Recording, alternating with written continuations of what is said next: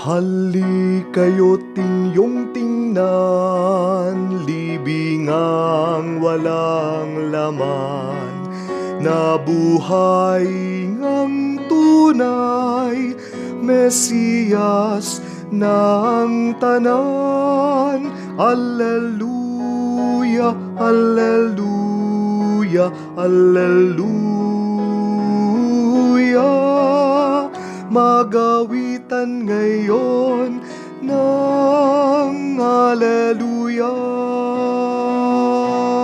Sa ngalan ng Ama, ng Anak at ng Espiritu Santo. Amen. Sumainyo ang Panginoon. At sumayo rin.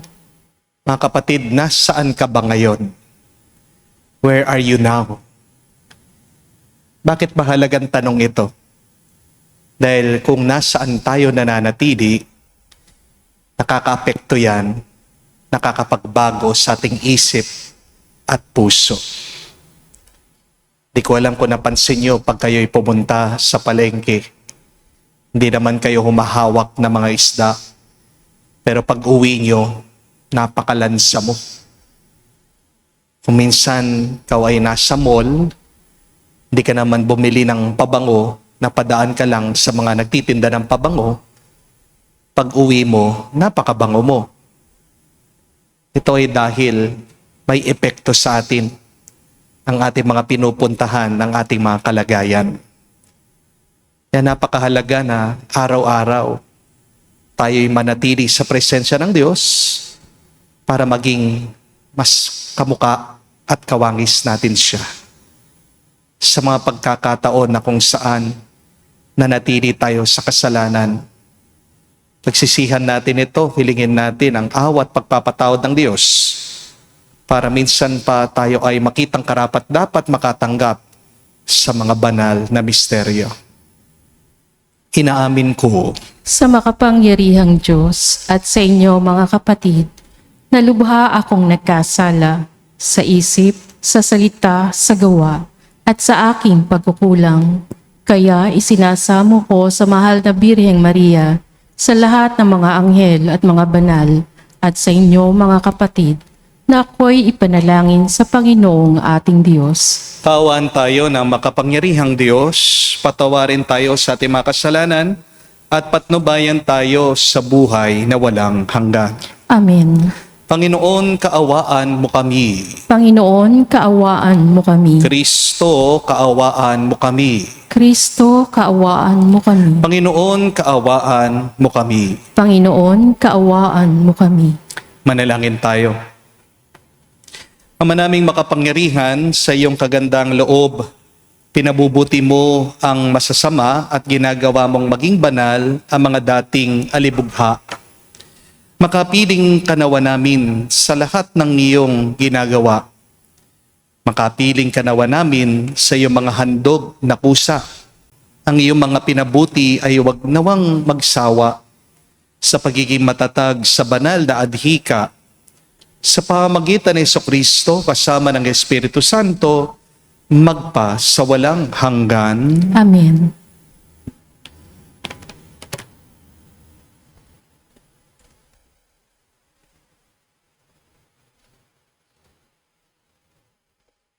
Pagbasa mula sa mga gawa ng mga apostol. Noong mga araw na iyon, pagkatapos ng mahabang pagtatalo, tumindig si Pedro at sinabi sa mga apostol at sa mga matatanda, "Mga kapatid, nalalaman ninyo na noong nakaraang mga araw, hinirang ako ng Diyos upang iparangal sa mga hentil ang mabuting balita. At sila na may sumampalataya. At ang Diyos na nakasasaliksik ng puso ang nagpatotoo na tulad natin sila'y tinanggap niya ng pagkalooban sila ng Espiritu Santo. Iisa ang tingin ng Diyos sa kanila't sa atin. Nilinis din niya ang kanilang puso sapagkat nanalig sila kay Hesukristo. Bakit ba marunong pa kayo sa Diyos? ba't ninyo ipinapapasan sa mga alagad ang isang dalahing mabigat na hindi naman natin napasan, ni ng ating mga magulang? Sumampalataya tayo at naligtas sa pamamagitan ng kagandahang loob ng Panginoong Hesus. Gayon din naman sila. Tumahimik ang buong kapulungan. Nakinig sila kina Bernabe at Pablo habang isinasalaysay nila ang kababalaghang ginawa ng Diyos sa mga hentil sa pamamagitan nila. Pagkatapos, si Santiago naman ang nagsalita. Mga kapatid, pakinggan ninyo ko.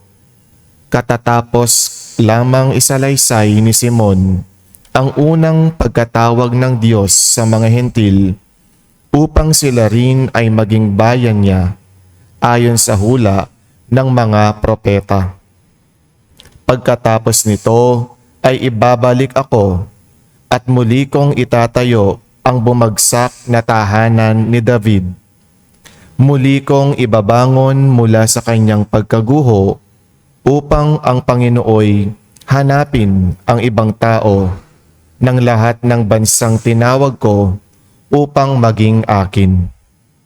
Gayon ang sabi ng Panginoon na nagpahayag ng mga bagay na ito mula pa noong una. Kaya't ang pasyakoy, huwag nating ligaligin ang mga hentil na lumalapit sa Diyos. Sa halip, sulatan natin sila na huwag kakain ng anumang inahandog sa Diyos-Diyosan, huwag makikiapid, huwag kakain ng hayop na binigti at ng dugo.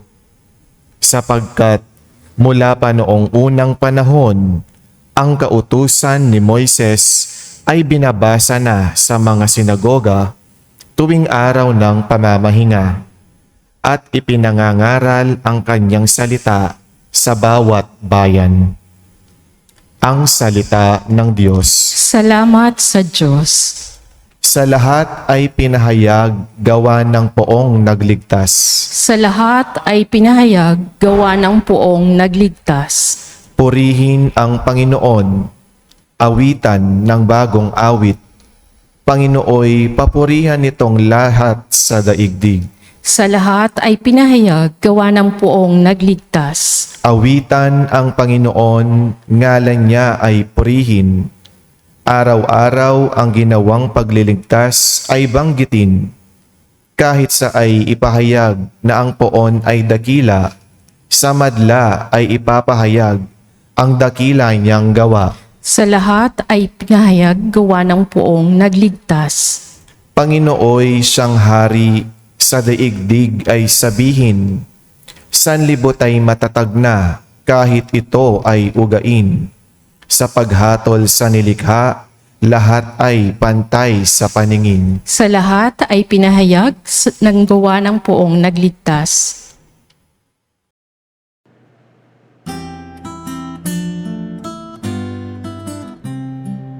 Alleluia, alleluia, alleluia, alleluia, alleluia, alleluia, alleluia, alleluia, alleluia, alleluia, alleluia. Ang tinig ko'y pakikinggan ng kabilang sa aking kawan. Ako'y kanilang susundan. Alleluia, alleluia. Sumainyo ang Panginoon. At sumayo rin. Ang mabuting balita ng Panginoon ayon kay San Juan. Papuri sa iyo, Panginoon. Nung panong yun, sinabi ni Jesus sa kanyang mahalagad, kung paanong iniibig ako ng Ama, gayon din naman iniibig ko kayo. Manatili kayo sa aking pag-ibig. Kung tinutupad ninyo ang aking mga utos, mananatili kayo sa aking pag-ibig. Tulad ko, tinutupad ko ang mga utos ng aking Ama at ako'y nananatili sa kanyang pag-ibig. Sinasabi ko sa inyo ang mga bagay na ito upang makahati kayo sa kagalakan ko at malubos ang inyong kagalakan. Mga kapatid, ang mabuting balita ng ating Panginoon. Pinupuri ka namin, Panginoong Heso Kristo. Magandang araw po muli sa inyong lahat. My dear friends, just a question. Are you amazed by the creation of God? Hindi ko po alam kung kayo po ay namamangha sa gawa ng Diyos. Kasi po ako, pinapansin ko ang ating katawan. Kung titignan niyo po ang ating katawan, napakagaling, napakabuti, halos perpekto ang paggagawa niya sa ating katawan. Alam niyo po ang katawan natin, alam niya kung paano niya linisin ang kanyang sarili. Ang ating pong katawan, alam niyang pagalingin ang sarili nito. Pero meron pong isang prinsipyo para mangyari ito. Para po gumaling ang ating katawan, kailangan po nitong maglabas. Kasi ano man po yung nananatili, nagiging lason. Remember that, don't forget that. Whatever remains becomes toxic. Halimbawa po, kapag uminom po kayo ng tubig, hindi naman po pwedeng manatili lang yan sa inyong loob. Di po ba? Kailangan po niyang lumabas. Kapag hindi lumabas, yung tubig na ininom mo, ano mangyayari? Maninira yan ng mga organs mo. Malulunod ka. Malalason ang dugo mo. Di po ba? At ganyan din po pagdating sa pagkain. Kapag hindi ka natunawan, kapag nanatili yung kinain mo dyan sa loob ng iyong tiyan, ano pong mangyayari? Mangangasim ang iyong sikmura. Pansinin nyo din po sa inyo pong paghinga. Kapag nanatili lang sa baga mo yung iyong hininga, kapag puro ka lang inhale, wala kang exhale, ano pong mangyayari sa inyo? Masasakal ka, mamamatay ka. Di po ba? Mga kapatid, unawain po natin.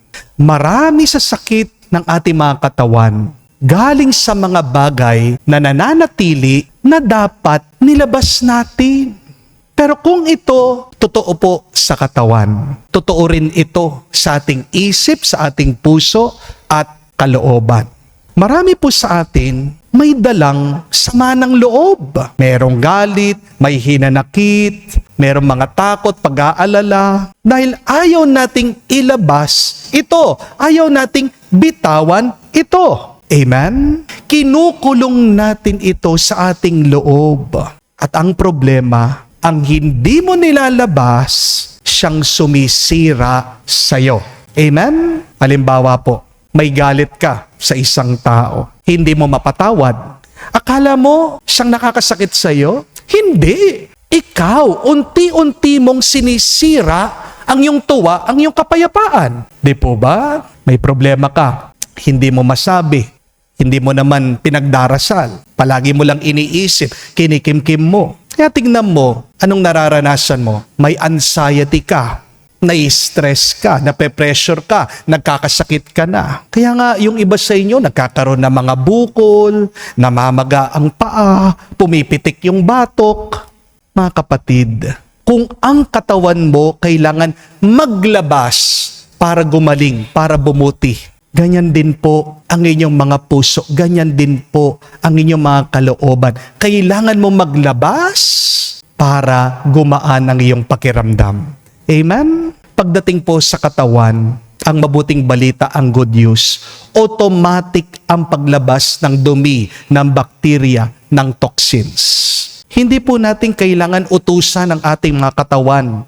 Alam niya ang gagawin niya. Kapag kumain ka, ilalabas mo sa kubeta. Di po ba? Kapag uminom ka, ilalabas mo yan bilang ihi. Kapag huminga ka, ilalabas mo yan, carbon dioxide. Pero mga kapatid, ito pong masakit na katotohanan. Mabuti ang katawan mo dahil marunong itong maglabas. Pero yung puso, isip mo, minsan kumakapit dyan sa masama. Kaya ang tanong, anong kailangan nating gawin para mailabas natin yung mga masamang pinipili natin, yung mga masamang nananatili sa ating isip at puso? Ang sagot, kailangan mong ilabas ito sa Diyos. Ilabas mo ang bigat ng iyong puso sa pananalangin. Ilabas mo sa Diyos yung sama ng loob mo. Ilabas mo sa Diyos sa pamamagitan ng pag-iyak. Ang ganda nga po, ang sabi ni Pope John Paul II, it is better to cry than to be angry. Because when you are angry, you're destroying yourself, you're hurting others. But when you cry, you cleanse your heart. When you cry, the Lord listens. Dahil tandaan po natin, what you don't release will destroy your peace. Kaya nagpapasalamat po tayo sa Diyos. Dahil hindi niya lang tayo binigyan ng isang katawan na marunong maglinis. Binibigyan pa tayo ng Panginoon ng kanyang salita, ng kanyang turo kung paano natin linisin ang ating mga puso at kaluluwa. Ano ang sabi ng ating Panginoon sa ating mabuting balita? Remain in my love. Ang pag-ibig ng Diyos ay ang tanging bagay na kapag nanatili sa iyong buhay, hindi magiging lason, ito pa'y magiging pagpapala mo. Remember that. It is the love of God that when it remains in you, it will not become toxic. It will become your blessing. It will be your grace. At kapag nanatili ang presensya ng Diyos sa iyo, ang kanyang pagmamahal, hindi kanya sisirain, hindi kanya lalasunin, babaguhin kanya. Amen? Kaya nga, mga kapatid, kung gusto mong gumaan ang iyong puso, huwag ka manatili sa galit. Huwag ka manatili sa sugat ng kahapon. Huwag ka manatili sa kasalanan. Manatili ka palagi sa pag-ibig ni Kristo. Amen? At makikita mo, unti-unting gagaan ang buhay mo. Unti-unti kang gagaling. Unti-unti kang magbabago. Magiging ka mas mabuti at mas banal. Dahil tandaan niyo po ito, ang kinakapitan mo, nagiging kalagayan mo. Kung kumakapit ka palagi sa galit, magiging magulo ang buhay mo. Amen? Kung palagi kang nakakapit sa lungkot, mawawalan ka ng sigla. Mawawala ang tuwa sa iyong buhay. Kung kumakapit ka palagi sa takot, hindi ka aasenso. Hindi mo mararating ang plano ng Diyos para sa iyo. Pero kung kay Kristo ka palagi kumakapit at nananatili, magiging mas payapa ang puso mo. Magiging mas buo ang buhay mo. Mga kapatid, hindi ka naman nilikha ng Diyos para mag-ipon ng sakit. Ginawa ka ng Diyos para mahalin ka niya, para bumuti ka, para gumaling ka. Ako po ay natutuwa kapag meron pong bumibisita dito sa parokya. Meron pong mga nag-share sa kanilang karanasan. Sabi nila, Father, salamat po. Araw-araw po akong nakikinig, nag-a-attend sa inyong misa online. At dahil po dito, nagbago po ang buhay ko. Meron po, dati siyang drug addict. Tumino ang kanyang buhay. Meron din po, sabi niya, napaka-mainiti ng ulo niya sa misis niya. Ngayon, naging napagpasensya na siya. Meron po gustong magpakamatay dahil maraming utang. Pero kapag daw po nakikinig siya sa misa, biglang napapayapa siya, gumagaan, bumabalik po ang tuwa sa kanyang kalooban. Sa totoo lang po, napapangiti po ako. At nagpapasalamat ako sa Diyos. Ginagamit ako bilang kanyang instrumento. Pero mga kapatid, ito pong tunay na milagro. Hindi lang po yung mga gumagaling sa sakit nila ang milagro. Pero ang tunay na himala ay yung puso ng isang tao nagbago, yung isip ng isang tao nagbago, at kapag nagbago ang taong yon, ginagamit din siya para sa pagbabago ng iba. At kailan po nangyayari ang milagrong ito? Tanging pag nananatili lang tayo sa Diyos. Nagbabago tayo sa pananatili natin sa presensya ng Diyos, sa kanyang pag-ibig, sa kanyang pagmamahal. Kaya nga po mga kapatid, kung gusto nyo pong magbago ang iyong buhay, hindi po sapat yung nakikinig lang kayo.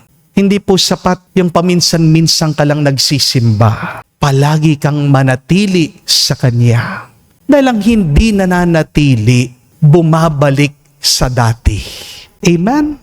When you remain in God, you are transformed. You become better. You become the best. Amen? Lately ko lang po nalaman ito. nakapanood po ako ng documentary tungkol po sa mga baboy. Mga baboy po pala, yung mga pig. No? Kapag pinabayaan niyo po nasa gubat, nagiging wild pala sila.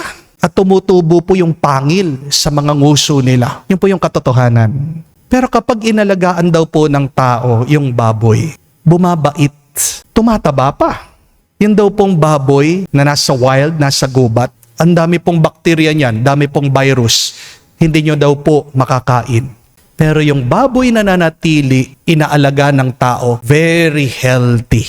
Hindi po ba ganyan din ang kwentong storya ng tao? Kapag tayo ay naliligaw, pag tayo lumalayo sa Diyos, nagiging malala tayo, nagiging toxic tayo. Di po ba?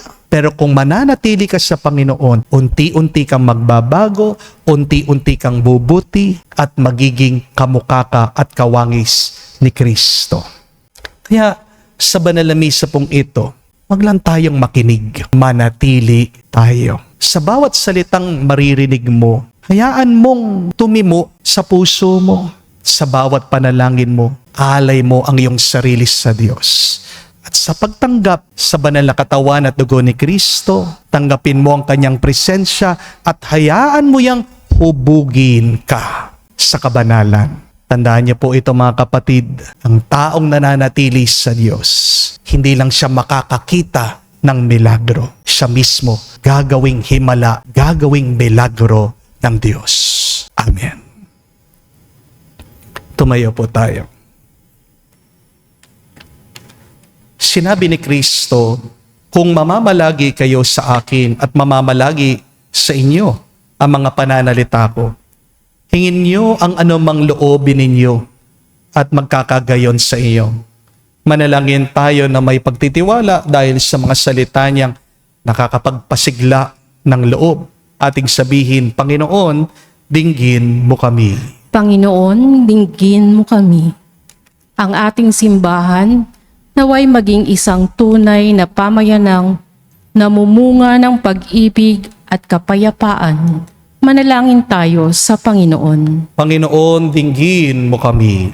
Ang mga hindi sumasampalataya, naway makakilala sa Diyos sa pamamagitan ng pag-iibigan ng mga Kristiyano. Manalangin tayo sa Panginoon. Panginoon, dinggin mo kami. Ang mga mag-asawa, naway maging tapat sa kanilang pag-ibig sa isa't isa na nagpapatunay sa kanilang pananampalataya bilang Kristiyano. Manalangin tayo sa Panginoon. Panginoon, dinggin mo kami. Sa katahimikan po ng ating puso, banggitin natin sa Diyos ang ating mga personal na pangangailangan. Diyos na aming Ama, dinggin mo ang aming mga panalangin at puspusin mo ang aming mga puso ng iyong pag-ibig upang makapamuhay kami sa paraang kalugod-lugod sa iyo. Hinihiling namin ito sa pamagitan ni Kristo, aming Panginoon. Amen.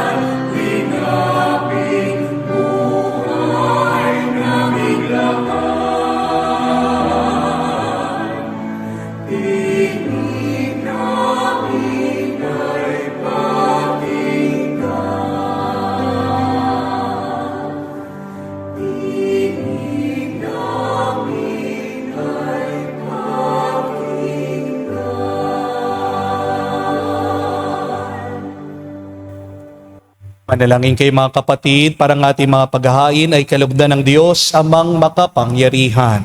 Tanggapin nawa ng Panginoon itong paghahain sa iyong mga kamay, sa kapurihan niya at karangalan sa ating kapakinabangan at sa buong sambayanan niyang banal. Ama naming lumikha sa paghahain ng banal na pagpapalitan ng iyong mga kaloob at ng aming alay, kami pinagsasalo mo sa iyong buhay na namumukod tangi at walang kapantay. Ipagkaloob mo ang aming pakikinabang sa iyong pakikisamang aming maasahan, ay siya ring umiral sa aming pamumuhay araw-araw sa pamagitan ni Jesucristo kasama ng Espiritu Santo, magpa sa walang hanggan. Amen. Sumainyo ang Panginoon. At sumayo rin. Itaas sa Diyos sa inyong mga puso at diwa. Itinaasa namin sa Panginoon. Pasalamatan natin ang Panginoong ating Diyos. Marapat na siya ay pasalamatan. Ama namin makapangyarihan, tunay nga marapat ikaw ang aming pasalamatan. Ngayon pinagdiriwang nga paghahain ng Mesiyas, ang maamong tupa na tumubos sa aming lahat. Ang katawan ng anak mong sa krus na bayubay ay handog ng pag-ibig na walang kapantay. Itong paghahaing ganap mong kinalugdan, ito nilunggati ng dating pag-aalay. Ang buong sarili ng anak mong si Jesus, inihain sa iyo upang kami matubos. Siyang dambana at paring naghahandog. Siya pa rin ang tupang handog na binukod. Kaya kaisa na mga anghel nagsisiawit ng papuri sa iyo. Nang walang humpay sa kalangitan, kami nagbubunyi sa iyong kadakilaan.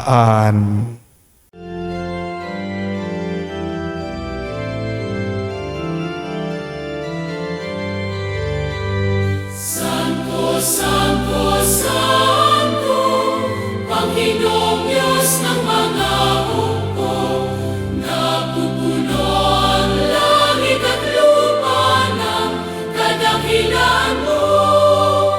Hosana, Hosana, sa kainasan, pinagpalang na paririto sa ngalan ng Panginoon. Hosana, Hosana, sa kainasan. Hosana, Hosana, sa kainasan.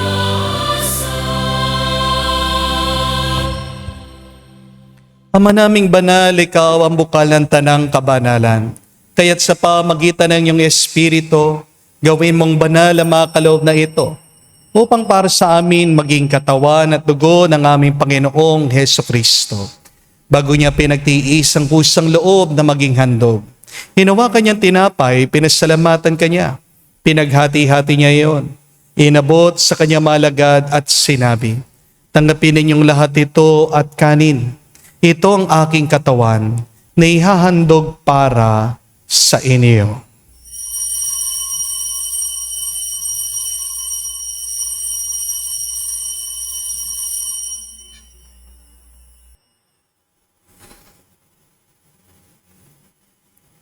Gayon din naman na matapos ang hapunan, hinawakan niyang kalis. Muli kanyang pinasalamatan.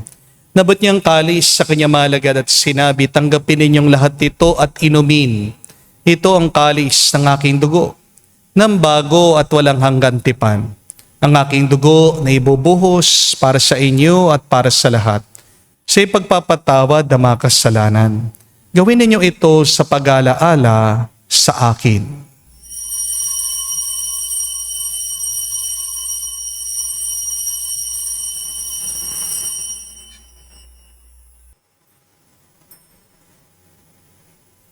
Ang misteryo ng pananampalataya. Aming ipinahayag na namatay ang iyong anak, nabuhay bilang Mesiyas at magbabalik sa wakas para mahayag sa lahat. Ama, ginagawa namin ngayon ang pag-aalaala sa pagkamatay muling pagkabuhay ng iyong anak. Kaya tinialay namin sa iyo ang tinapay nagbibigay buhay at ang kalis na nagkakaloob ng kaligtasan. Kami nagpapasalamat dahil kami yung minarapat na tumayo sa harap mo para maglingkod sa iyo. Sinasamo namin kami magsalo-salo sa katawan at dugo ni Kristo ay mabuklod sa pagkakaisa sa pamagitan ng Espiritu Santo. Ama, lingapin mong iyong simbahan, laganap sa buong daigdig. Puspusin mo kami sa pag-ibig. Kay San Leon ang aming Santo Papa, si Florentino aming Arsobispo at ng Tanang Kaparian. Alalahanin mo rin ang aming mga kapatid na nahimlay may pag-asang sila'y muling mabubuhay. Gayon din naman lahat ng mga pumanaw. Kawan mo sila't patuloyin sa iyong kaliwanagan. Kawan mo't pagindapatin kaming lahat, makasalo sa iyong buhay na walang wakas. Kaisa na mahal na Birhen Maria, Ina ng Diyos. Kaisa ni San Jose, ang kanyang malwalhating esposo. Kaisa na mga apostol at lahat ng mga banal na namuhay dito sa daigdig na kalugod-lugod sa iyo. May pagdiwang nawa namin ang pagpupuri sa kararangal mo sa pamagitan ng iyong anak, aming Panginoong Jesucristo.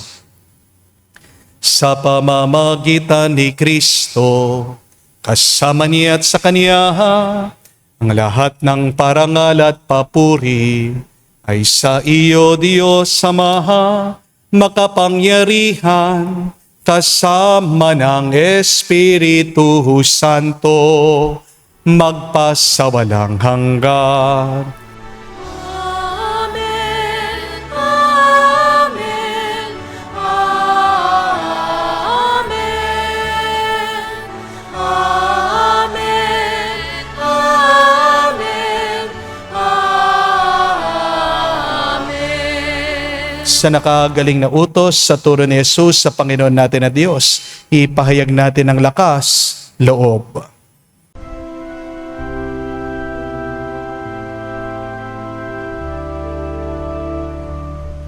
Ama namin, sumasalangit ka, sambahin ang ngalan mo, mapasa amin ang kaharian mo, sundin ang loob mo dito sa lupa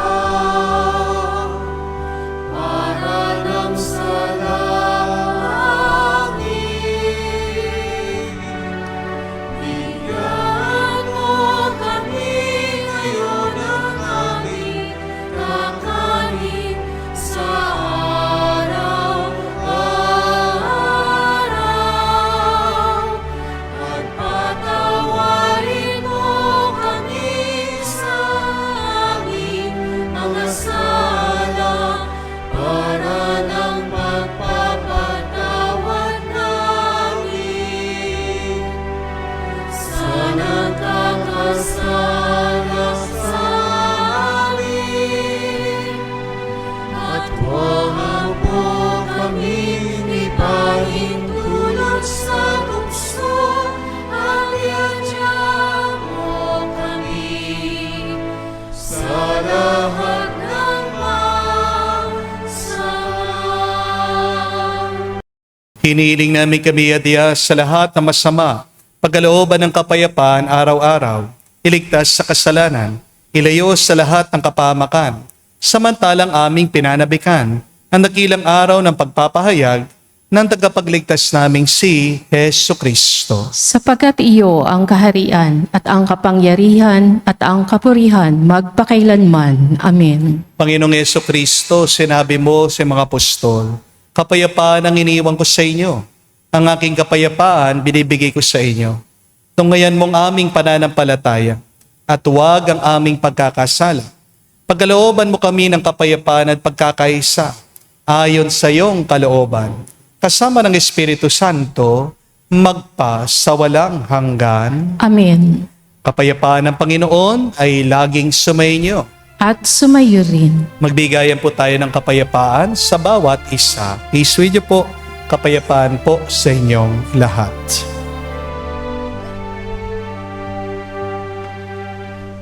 Cordero ng Diyos na nag-aalis ng mga kasalanan ng sanlibutan, maawa ka sa amin. Maawa ka sa amin. Cordero ng Diyos na nag-aalis ng mga kasalanan ng sanlibutan, maawa ka sa amin. Maawa ka sa amin. Cordero ng Diyos na nag-aalis ng mga kasalanan ng sanlibutan, ipagkaloob mo sa amin ang kapayapaan. Mga kapatid, naririto ang ating Panginoong Jesucristo, ang Kordero ng Diyos. Siya nag-aalis sa mga kasalanan ng sanlibutan. Mapalad tayong lumalapit sa piging ng Kordero. Panginoon, hindi ako karapat-dapat magpatuloy sa iyo, ngunit sa isang salita mo lamang ay gagaling na ako.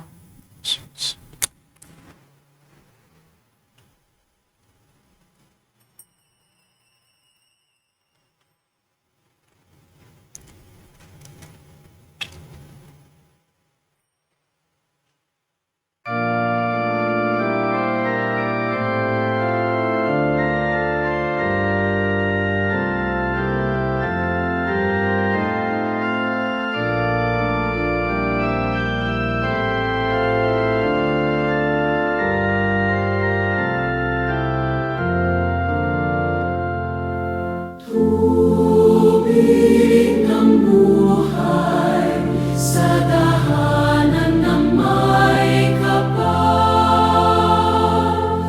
Bagong pag-asa sa aming nagkasala.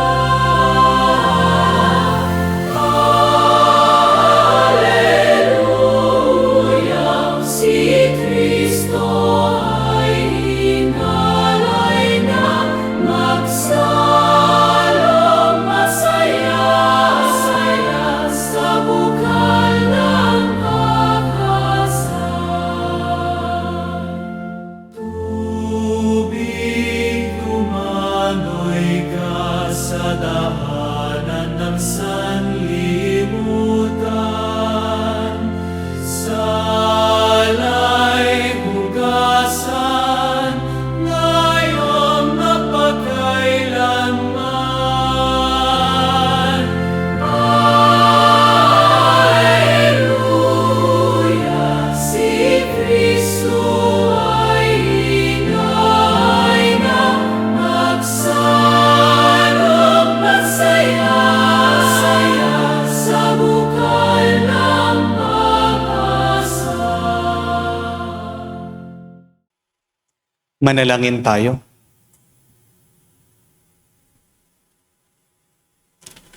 Ama naming mapagmahal, manatili kang kapiling ng iyong sambayanan na ngayon pinapakinabangan mo sa iyong sariling buhay at gawin mo kaming pasulong na makahakbang mula sa dati naming pagkamakasalanan patungo sa pagpabagong nagdudulot ng iyong kabutihan sa pamamagitan ni Jesucristo kasama ng Espiritu Santo magpa sa walang hanggan. Amen.